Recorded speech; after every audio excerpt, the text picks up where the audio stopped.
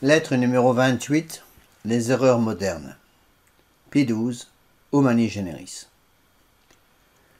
Pourquoi cette encyclique? La lettre encyclique Humani Generis du 12 août 1950 est un des actes les plus importants du magistère de l'Église catholique du XXe siècle et sans doute le dernier document doctrinal traditionnel publié par le siège apostolique. Il traite de quelques opinions fausses qui menacent de ruiner les fondements de la doctrine catholique. Le document a été appelé le troisième syllabus, suivant chronologiquement le syllabus de Pie IX en 1864 contre le libéralisme et le naturalisme, et celui de Saint Pie X, Lamentabili en 1907 contre le modernisme. Le pape Pie XII condamne dans son encyclique la nouvelle théologie des pères Teilhard de Chardin, de Lubac, Danielou, von Balthasar, Karl Rahner. Toutes les idées modernistes propagées partout aujourd'hui, surtout celles concernant l'évolution des dogmes et la rédemption universelle, ont leurs racines dans ces idées subversives déjà condamnées par avance par le pape Pie XII. Syllabus est un mot latin signifiant résumé. L'encyclique Humani Generis se présente donc comme un résumé des principales erreurs théologiques de notre temps, erreurs répandues par les prêtres modernistes qui ne craignent pas de se montrer favorables à l'hypothèse panthéiste d'un univers soumis à une évolution perpétuelle. En rejetant ainsi tout ce qui est absolu, certain et immuable, ils ont ouvert la voie à une philosophie aberrante qui, rivalisant avec l'idéalisme, l'immanentisme et le pragmatisme, a reçu le nom d'existentialisme, étant donné que, négligeant les essences immuables des êtres, elle s'intéresse seulement à l'existence de chaque chose. Il y a aujourd'hui, dit Pie XII, des hommes qui, s'attachant plus qu'il ne faut aux nouveautés, ou même qui, craignant d'être soupçonnés d'ignorer les découvertes faites par la science en cette époque de progrès, s'efforcent de se soustraire à la direction du magistère et se trouvent à cause de cela en danger de s'éloigner insensiblement des vérités révélées et d'entraîner dans l'erreur les autres aussi.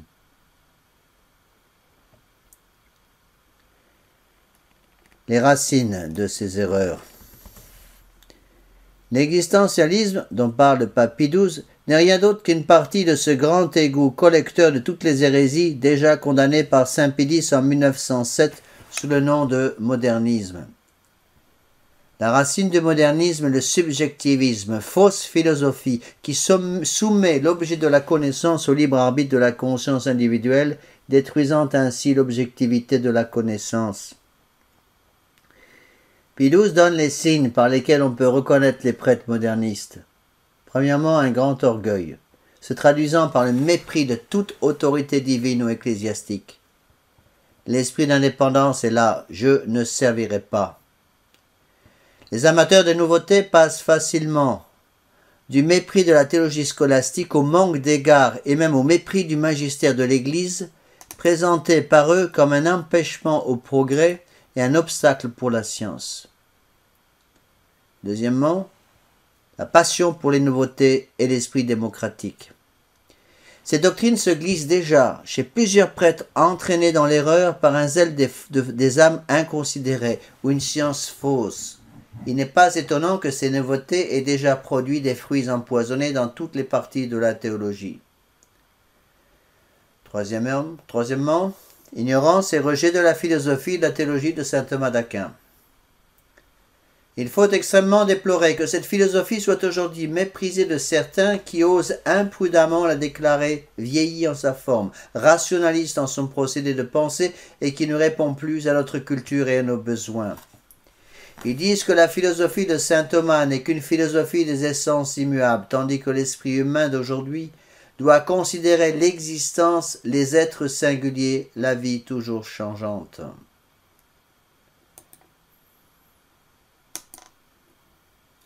Quatrièmement, le rejet de l'interprétation traditionnelle des Saintes Écritures de toutes les traditions.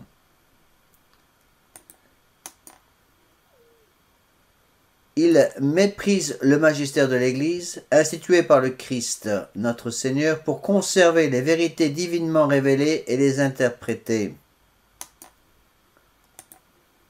Dans cette interprétation des Saintes Écritures, ils ne veulent aucunement qu'on tienne compte de l'analogie de la foi et de la tradition de l'Église, et voudraient les interpréter d'une manière purement humaine.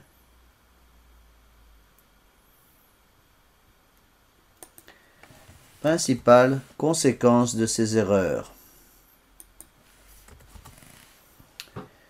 Premièrement, le relativisme dogmatique. Le subjectivisme conduit à l'existentialisme, puis au relativisme absolu.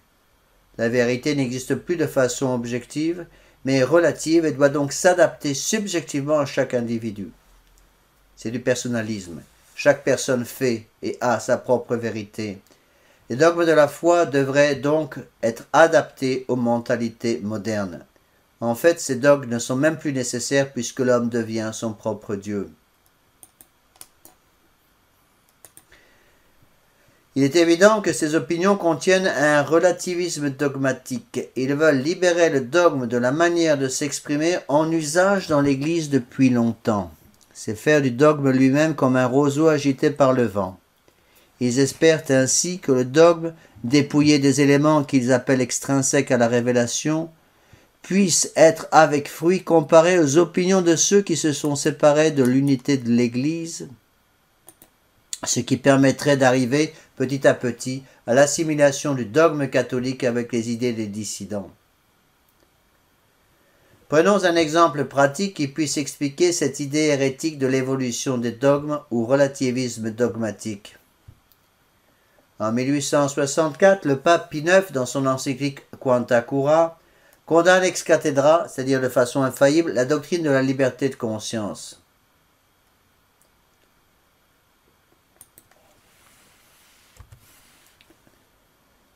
À l'opposé, en acceptant le faux principe de l'évolution du dogme, ceux qui actuellement sont sur le siège de Pierre prétendent que cette condamnation de Pie IX était certes louable et nécessaire en son temps, mais qu'elle ne l'est plus aujourd'hui, les temps et les mentalités ayant changé.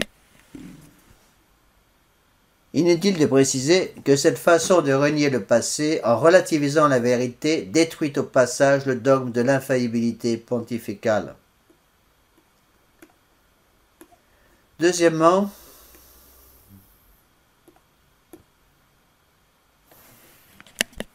l'irénisme. C'est une forme de pacifisme. Prétendant que l'homme est bon, que les hérésies ayant disparu, leur condamnation n'est plus nécessaire. L'irénisme conduit donc à un faux optimisme, niant dans la pratique le péché originel. Les irénistes veulent une paix doctrinale, un faux écuménisme. Mais il ne peut y avoir une vraie union dans la charité sans union dans la foi. Il se présente, dit le pape Pie XII, encore un autre danger, d'autant plus grave qu'il se cache davantage sous l'apparence de vertu. Beaucoup, déplorant la discorde et la confusion qui règnent dans les esprits, mus par un imprudent zèle pour les âmes, éprouvent dans leur ardeur un vif désir de rompre les barrières qui divisent d'honnêtes gens. Ils adoptent en conséquence un tel irénisme que, laissant de côté les questions qui divisent les hommes, ils envisagent non seulement de combattre d'un commun accord l'athéisme envahissant, mais même de réconcilier des choses qui semblent en opposition dans le domaine des dogmes. Enflammés d'un irénisme imprudent, certains semblent considérer comme des obstacles à la restauration de l'unité fraternelle, ce qui en fait est fondé sur les lois mêmes et les principes posés par le Christ et sur les institutions établies par lui, ou bien constitue la défense et le soutien de l'intégrité de la foi et ne saurait, en disparaissant, qu'assurer l'union dans la ruine.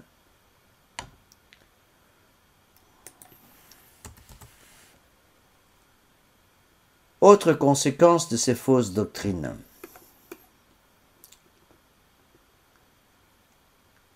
Les catholiques ne savent ou ne veulent plus utiliser leur intelligence éclairée par la foi.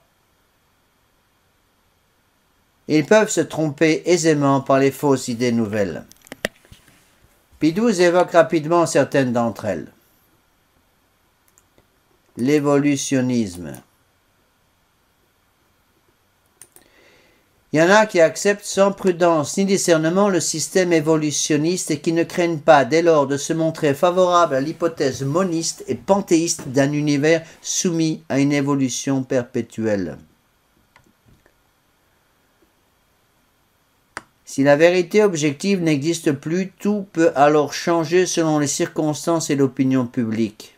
L'évolutionnisme dogmatique ou biologique est un conte de fées pour grandes personnes, mais un conte de fées qui fait perdre le Nord et la foi catholique.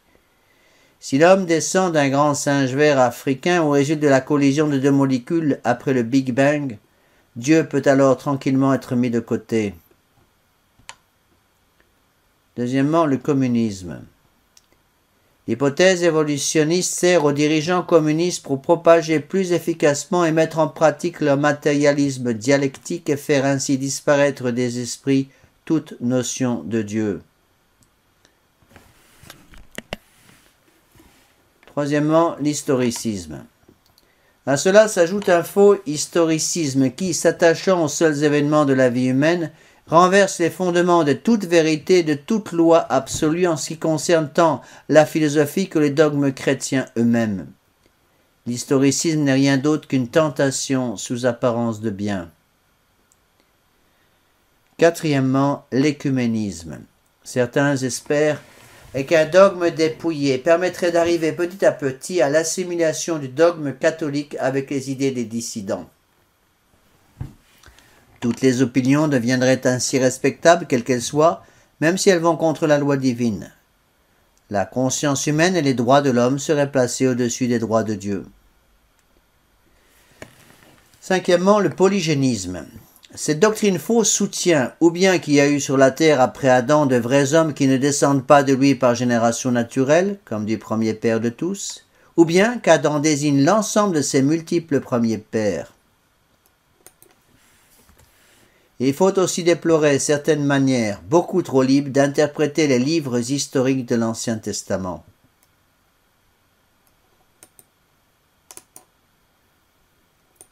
Sixièmement, autres erreurs théologiques. Certains osent fausser le sens de la définition de l'inhérence de la Sainte Écriture. D'autres nient que le monde ait commencé ainsi que l'existence des anges, déforment la vraie notion de la gratuité de l'ordre surnaturel et faussent la notion du péché originel.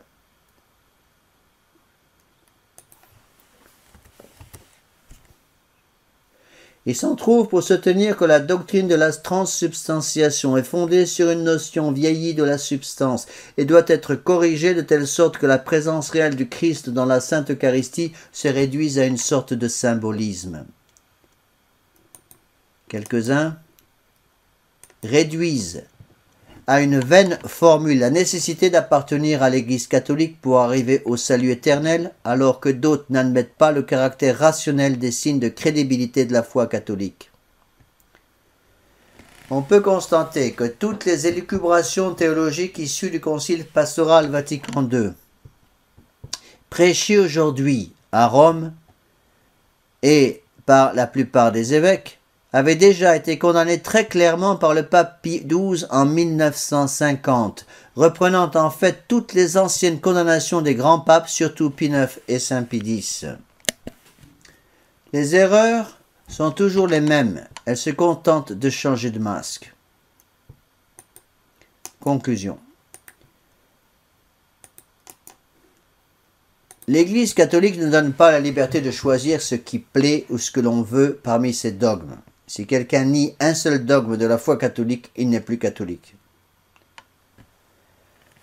La vérité et toute la présentation philosophique qu'on en fait ne peuvent changer d'un jour à l'autre, surtout quand il s'agit des principes qui sont connus par eux-mêmes à l'esprit humain ou de ces assertions qui s'appuient sur la sagesse des siècles et leur accord avec la révélation.